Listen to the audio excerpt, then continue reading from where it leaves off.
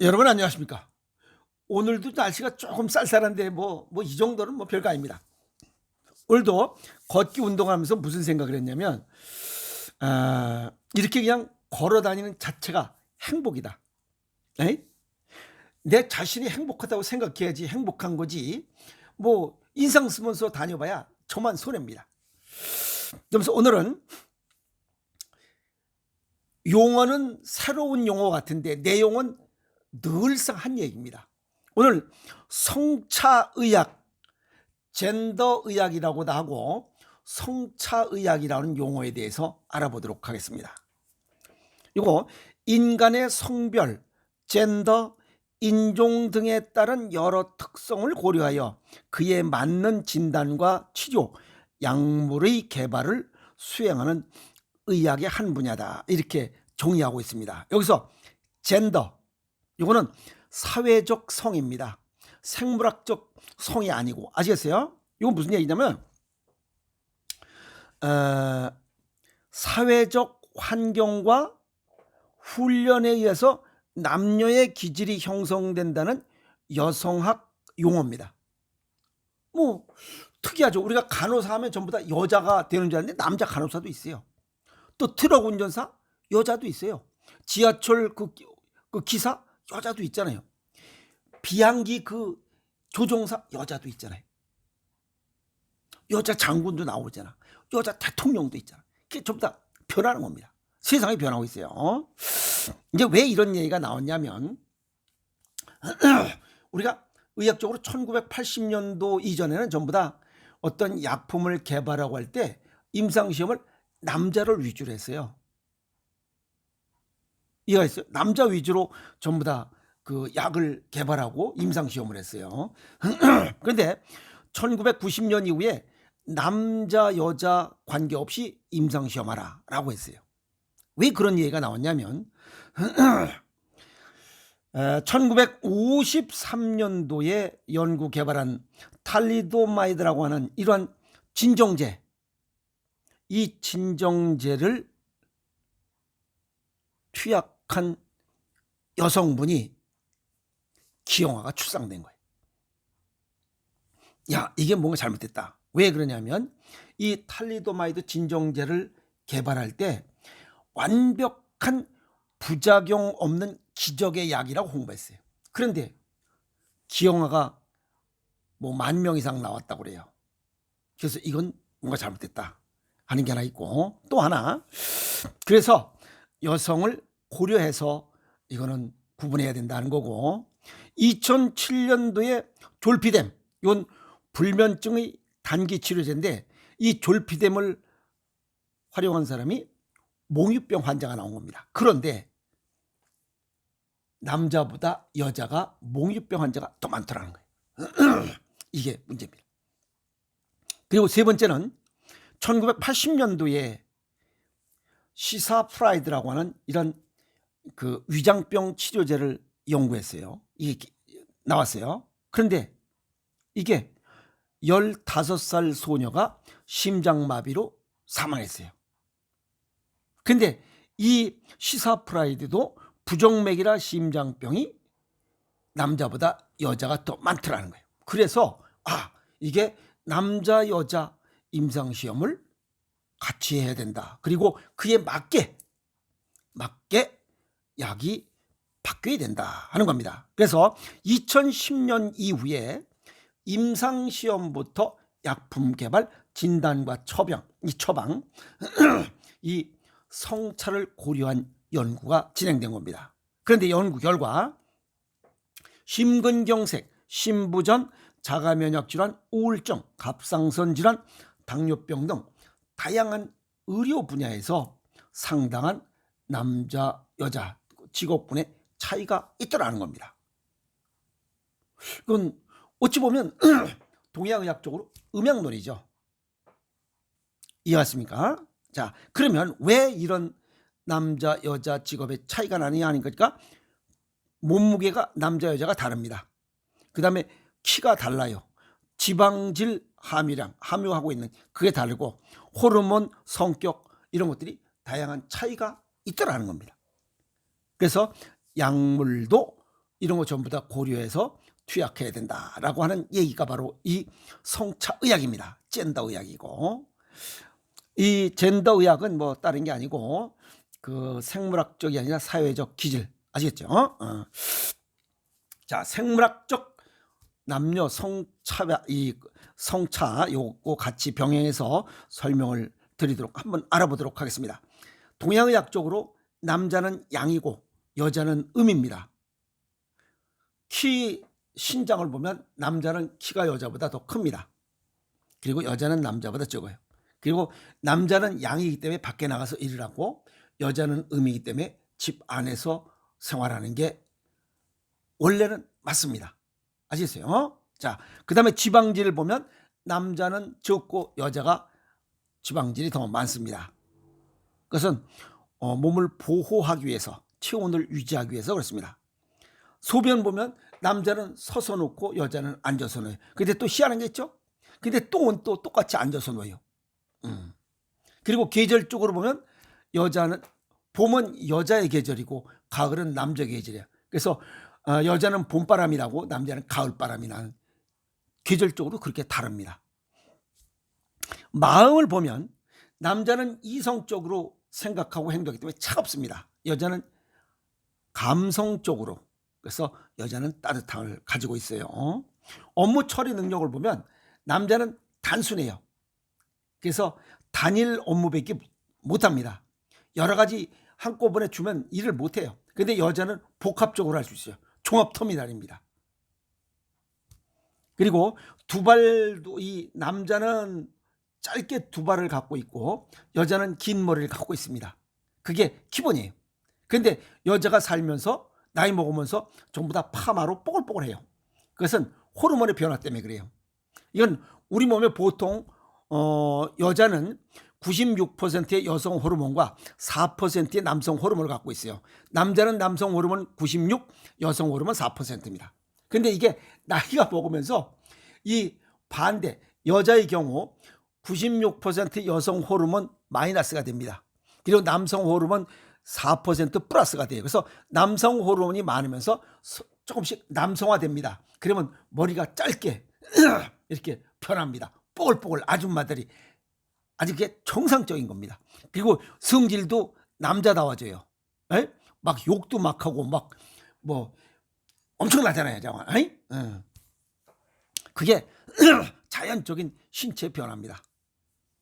그 다음에 남자는 가슴, 이 가슴이 그냥 뭐 민자고, 여자는 유선관 확장 때문에 있어요. 남자도 유선이 있어요. 근데 발달이 안 됐기 때문에 쓸 일이 없어 퇴화돼 버린 거예요. 이해갔죠? 그 다음에 남자는 대마리가 있는 반면에 이 여기 음모 중앙에 음모가, 이 대머리는 있는데 무모증은 없어요. 남자는. 근데 여자는 대머리가 없는 반면에 여기 밑에 무모증이 있습니다. 그게 남녀의 차이입니다. 아시겠죠? 그 다음에 성기, 남자는 도출되어 있어서 건조해야 되고 여자는 숨어들어 있어서 촉촉해야 됩니다. 그 다음에 수술도 보면 남자들은 음경 확대술을 해야 되고 여자는 질 축소술을 해야 돼요. 음경 축소술, 질 확대술 하는 사람은 못 봤어요. 그 다음에 남자는 출산을 못하고 여자는 출산할 수 있고, 생리도 남자는 없고 여자는 있고, 또 이게 정자와 난자, 이 남자는 정자는 숫자가 많고 난자는 숫자가 하나밖에 없어요. 남자는 수시로 이게 정자를 배출하지만 여자는 월 한 번밖에 배출을 못해요. 그 다음에 목욕탕에서 화재 났을 때 남자는 양이기 때문에 음 쪽을 가립니다. 여기 중요 부위를 가리고, 여자는 음이기 때문에 양 쪽을 가립니다. 즉 유방을 가립니다. 그게 목간통에서 불 났을 때 가리는 곳이 다릅니다. 차이가. 또 체형을 보면 남자는 역삼각형처럼 어깨가 딱 벌어지고 허리가 잘록해야 됩니다. 근데 여자는 반대로 정삼각형으로 어깨가 좁고 궁뎅이 있는 데가 펑퍼짐해야 돼. 넓적해야 됩니다. 그래서 여자는 궁뎅이가 넓적한 사람들이 재물복이 있어요. 남편복도 있고 재물복도 있습니다. 그래서 이 궁뎅이가 아주 그냥 뭐 별로 없고 그냥 딱 달라붙은 사람은 남편복도 없고 재물복도 없다고 그랬잖아요. 그래서 여자는 이런 게 좋습니다. 남자는 이런 게 좋고. 이해갔죠? 그 다음에 의상도 남자는 바지가랑이를 양쪽 2개를 끼고 여자는 정장 치마를 입어야 정장입니다. 그것은 동양의학적 숫자로 보면 짝수 둘은 음입니다. 남자는 양이기 때문에 음을 2개 바지가랑이를 끼고 여자는 음이기 때문에 양인 이 치마, 통치마를 입는 겁니다. 이해했죠? 자, 그 다음에 이 남자는 똑같은 사람인데도 불구하고 남자는 몸에서 이 구멍 뚫린 게 9개입니다. 그래서 구규라고 그래. 여자는 구멍이 10개가 뚫려 있습니다. 그래서 그게 이 남자와 여자의 차이입니다. 그 다음에 호르몬, 남자는 뭐 별로 없죠. 그래도 여자가 호르몬 숫자가 많습니다. 그 다음에 이 기억, 추억, 생각, 남자는 대체적으로 앞으로 생각만 해요. 근데 여자는 과거를 뒤집으면서 생각을 해요. 그게 참 희한하게 차이 납니다. 그 다음에 움직임 보면 남자는 생각보다 몸이 먼저 움직여요. 근데 여자는 마음이 움직여야 몸이 움직여요. 이해갔죠? 그게 차이입니다. 그 다음에 속옷도 보면 남자는 고환이 밖으로 삐져나왔어요. 그래서 체온 2도에서 5도 정도 이 고환이 차가워야 고환이 제 기능을 해요. 정자가 생산이 잘 됩니다. 그래서 온도보다 낮아야 되고 남자는 양이기 때문에, 근데 여자는 음이기 때문에 온도보다 높은 이런 숨겨져 있어요. 그래서 남자는 건조해야 되고 여자는 촉촉하게 젖어 있어야 됩니다. 자궁과 질은 따뜻해야 된다는 얘기입니다. 그리고 이 빤스도 남자는 트렁크 빤스, 통풍이 잘 되도록 이게 바람이 잘 날락하는 이런 그 통풍 빤스를 입어야 되고, 여자는 보온을 위해서 이 양쪽 허벅지와 허리 요게 전부 다 밴드가 있어야 됩니다. 그래서 보온을 하기 위해서 그런 속옷 자체도 다릅니다. 그 다음에 질환도 남자는 양이기 때문에 음 쪽에 전립선 질환이 많고 여자는 음이기 때문에 양쪽에 여기 이 갑상선 질환이 대체적으로 많습니다. 그리고 남자는 양이기 때문에 발산 욕을 잘하고 여자는 대체적으로 욕을 잘 안 하죠. 요도도 남자는 길고 여자는 짧습니다. 외모도 남자는 간단하게 이발소예요. 근데 여자는 복잡하게 미장원에 가서 미용까지 다 해야 되는 복잡합니다. 그래서 남자든 여자든 자연의 순리대로 성차에 맞게 이렇게 유지하고 순리대로 유지하고 활용하면서 살아가야 건강하게 살아갈 수 있습니다. 남자는 양, 여자는 음이야. 근데 음양의 조화를 이루어야 되기 때문에 남자는 음인 여자를 만나야 되고 여자는 양인 남자를 만나서 한 쌍을 이루는 게 그게 음양론입니다. 그래야 비교적 안정적인 삶을 살아갈 수 있어요. 비교적. 아시겠어요? 또 혼자 살아가는 사람도 즐겁게 살아가는 사람도 많아요.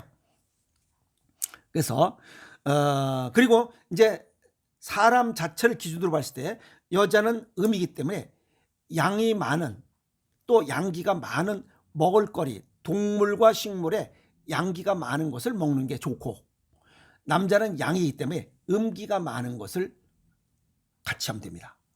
양의 조화. 뭐 양, 음기, 양기. 아시겠어요? 그렇게 구분하시면 됩니다.